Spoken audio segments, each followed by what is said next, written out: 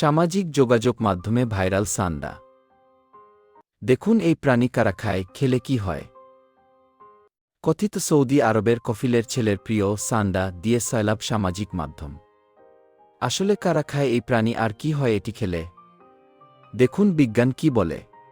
ভিডিওটি শেয়ার করুন এবং আপনারা যদি চ্যানেলটি সাবস্ক্রাইব না করে থাকেন তাহলে দয়া করে চ্যানেলটি সাবস্ক্রাইব করুন। সামাজিক যোগাযোগ মাধ্যমের এই যুগে এক এক সময় চলে এক এক জিনিসের ট্রেন্ড। আজকাল সামাজিক যোগাযোগ মাধ্যম সবাই মেতে উঠেছে সান্ডা নিয়ে। সামাজিক যোগাযোগ মাধ্যমে ধু মারলেই দেখা যাচ্ছে কেউ সান্ডা ধরছে, কেউ রান্না করছে তো কেউ সান্ডার বিরিয়ানি খাচ্ছে। বিশেষ করে কথিত কফিলের ছেলের প্রিয় সান্ডা দিয়ে সয়লাব সামাজিক মাধ্যম। এই সান্ডা নিয়ে চলেছে নানা আলোচনাও। অনেকেই বলছে এটি খাওয়া ভালো, অনেকেই বলছেন এটি বিষাক্ত। সচরাচর মরুভূমিতেই দেখা মেলে এই প্রাণীটির। সান্ডা হল ইউরোমাস্টিক্স গণের অধীন একটি সরীসৃপ প্রাণী, যা দেখতে অনেকটা গুইসাপ কিংবা টিকটিকির মতো। মরু অঞ্চলের বেদুইনরা দীর্ঘকাল ধরে সান্ডাকে খাদ্য ও ওষুধ হিসেবে ব্যবহার করে আসছে। বলা হয়ে থাকে এতে রয়েছে প্রচুর প্রোটিন ও নানা স্বাস্থ্য উপকারিতা।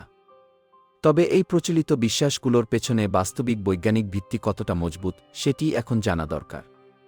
চলুন জেনে নেওয়া যাক এ বিষয়ে বিজ্ঞান কি বলছে। আসলেই কি সান্ডা খাওয়া উচিত নাকি নয়?